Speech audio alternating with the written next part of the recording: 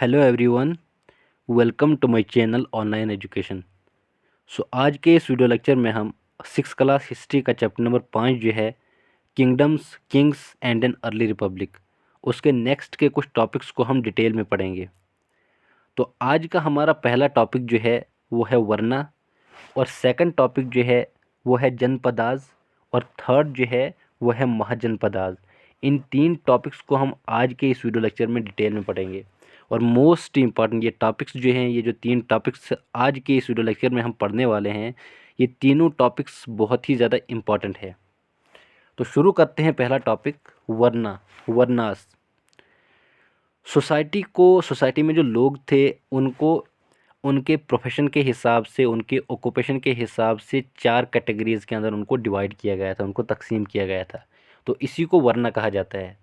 तो पहली कैटेगरी जो थी वो ब्राह्मण्स, उनको ब्राह्मण्स कहा जाता था, और दूसरी कैटेगरी जो थी उनको क्षत्रियाज कहा जाता था। उसके बाद तीसरी कैटेगरी जो थी वैश्याज, उसके बाद शूद्राज।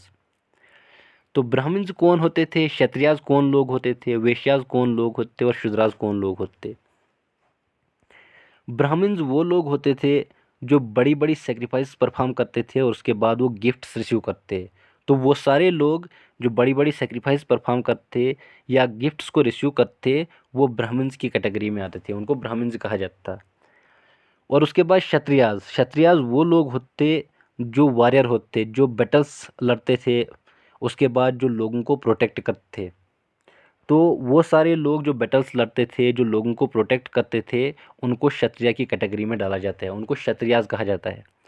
उसके बाद वेश्याज मतलब वो लोग जो बिजनेस करते थे, मतलब जो वो लोग जो बिजनेस करते या फार्मर्स हुआ करते या हेडर्स या ट्रेडर्स होते थे, तो उन सारे लोगों को वेश्याज कहा जाता था। उसके बाद शुद्राज वो लोग होते जो, जितने भी ये तीन ग्रुप्स हैं, ब्राह्मण्स, क्षत्रिय और वैश्य, इन तीन ग्रुप हैं, इन तीनों ग्रुप की जो सर्व करते थे, इनके लिए जो काम करते थे, तो उन लोगों को शूद्राज कहा जाता था, उन लोगों को शूद्र की कैटेगरी में डाला जाता था।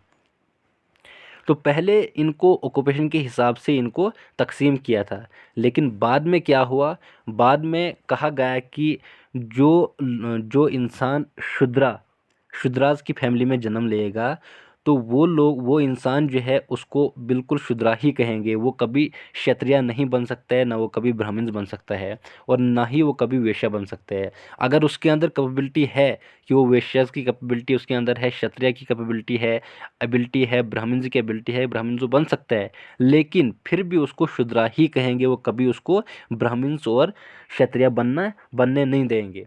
इस तरह का सिस्टम बाद में डेवलप्ड हो गया है। या कोई इंसान जिसने क्षत्रिय की फैमिली में जन्म लिया, तो उसको उसके बाद उसको क्षत्रिय ही कहेंगे, उसको कभी वैश्य और शूद्रा बनने नहीं देंगे। तो ऐसा सिस्टम लेटर वैदिक एज में डेवलप हुआ था।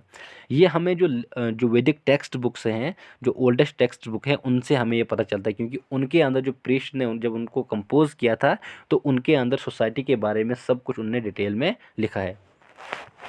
आई होप कि आपको अच्छी तरह से समझ में आया होगा। उसके बाद लोग जो थे लेटर वैदिक पीरियड में, वो क्या करते थे, वो कुछ मटके बनाते थे, जैसे यहाँ पर दिया गया है, यहाँ पर आप देख सकते हैं। तो ग्रे कलर के मटके बनाते थे, और जिनके ऊपर वो कुछ डिज़ाइन करते थे, जिनके ऊपर वो पेंट करते और डिज़ाइन करके उनको अच्छी तरह से, मतलब बहुत ही अच्छी तरह से सजा के उनको बनाया करते थे। वो क्या करते थे, जैसे प्लेट्स और ये बावल्स जो यहाँ पर तस्वीर में दिया गया है, प्लेट्स और बावल जो थी ये बहुत ही ज़्यादा कॉमन वेसल थे, जिनको पेंटेड ग्रे वेयर्स से बनाया गया था, मतलब पेंट करके उनके ऊपर ग्रे कलर का पेंट करके उनको बनाया जाता था। और ये मटके जो होती है बहुत ही ज़्यादा फाइन होते थे, इनका स्मूथ जो सरफेस जो होता है वो बहुत ज़्यादा स्मूथ होता था। और इनको वो इस्तेमाल तब करते जब कुछ स्पेशल ओकेजन होता, जब कुछ गेस्ट आते, स्पेशल गेस्ट आते, और तब जाके वो इनको निकालते और इनका इस्तेमाल करते थे। आई होप कि आपको अच्छी तरह से समझ में आया होगा।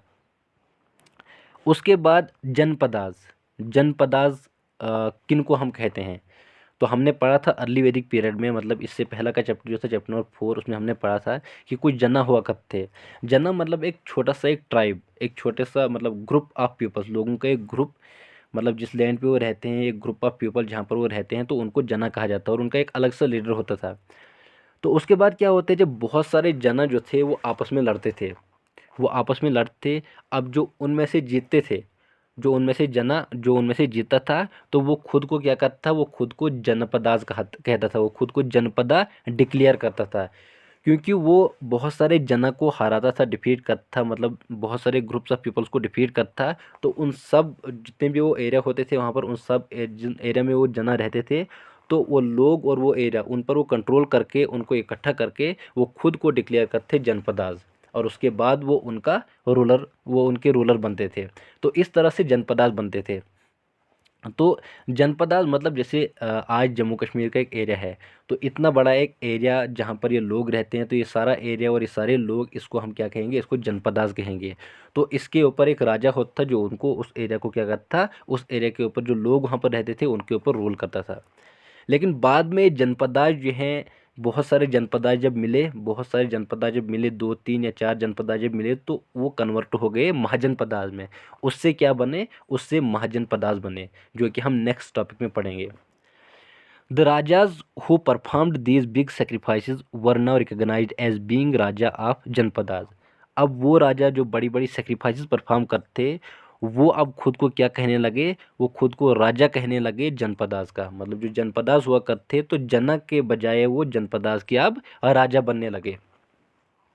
The word janapada literally means the land where the jana set its foot.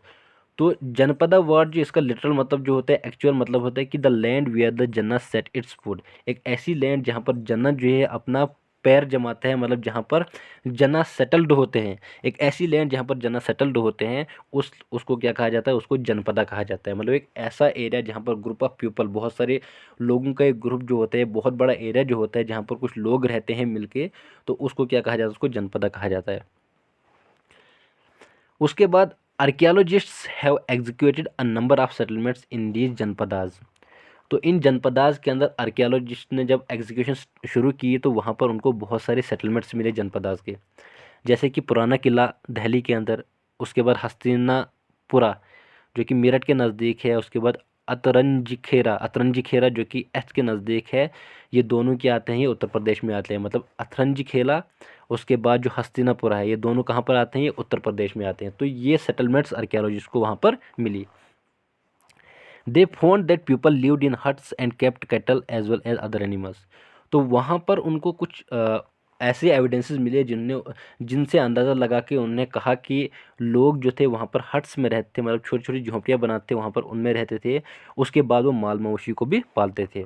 और उसके बाद कुछ ऐसे एविडेंसेस मिले जिनसे उनको पता चला कि लोग जो थे वो अलग अलग किस्म के क्रॉप्स को उगाया करते थे वहाँ पर, जैसे rice, wheat, barley, pulses, sugarcane, इन सारी किस्म, जितने भी किस्म के यहाँ पर क्रॉप्स दिए गए हैं, इन सारे क्रॉप्स को वहाँ पर लोग क्या करते, वो उगाया करते थे।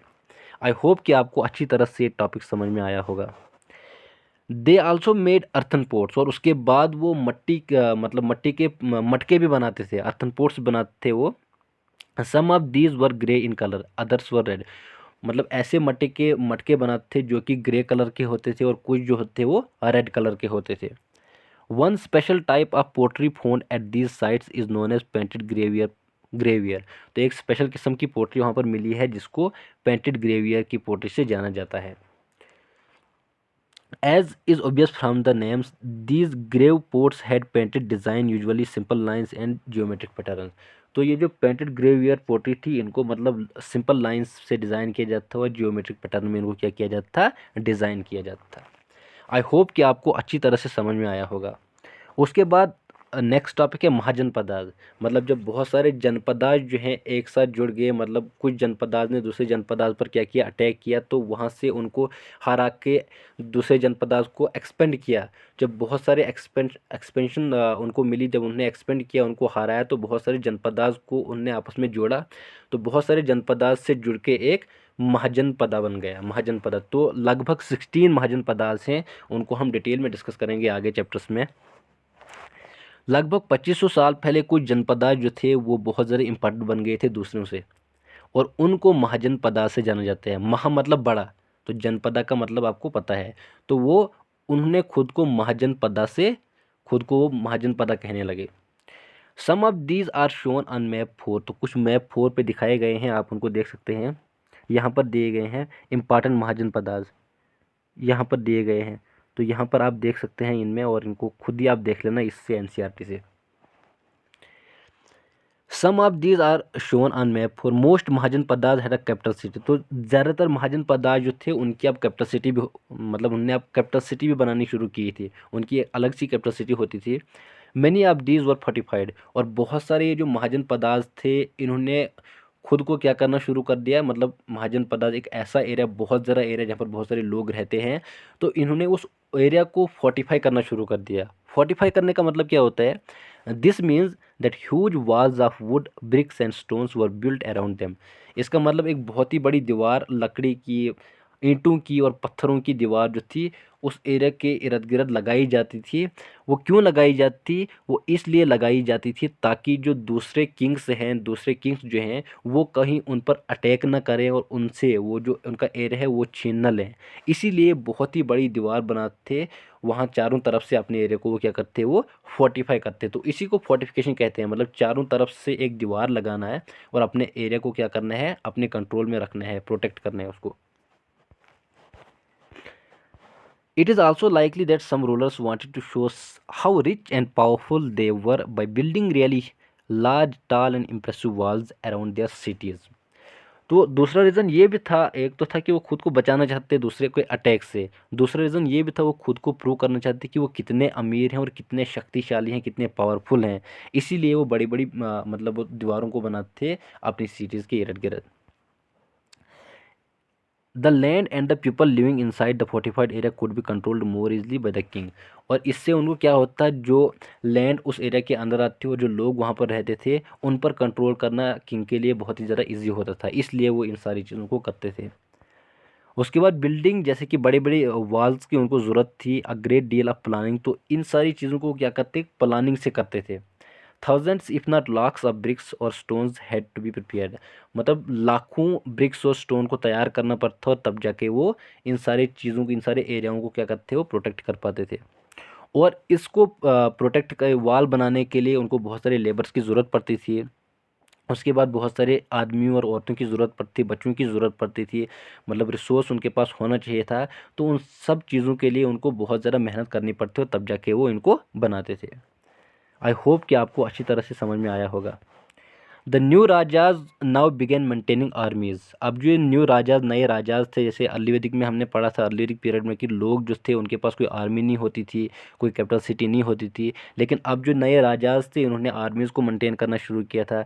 सोल्जर्स जो थे, सिपाही जो थे, उनको सैलरी देना शुरू किया था पूरे साल में। उसके बाद पेमेंट का सिस्टम किया था उन्होंने। तो इन सारी चीज़ों को उन्होंने यहाँ पर शुरू किया था। आई होप कि आपको अच्छी तरह से ये टॉपिक समझ में आया होगा। तो आज के लिए इतना ही। अगर आपको ये मेरी वीडियो पसंद आई तो इसको लाइक और शेयर करना न भूलिएगा, और अगर आप मेरे इस चैनल पर नए हैं तो चैनल को सब्सक्राइब ज़रूर कीजिएगा। Thank you so much.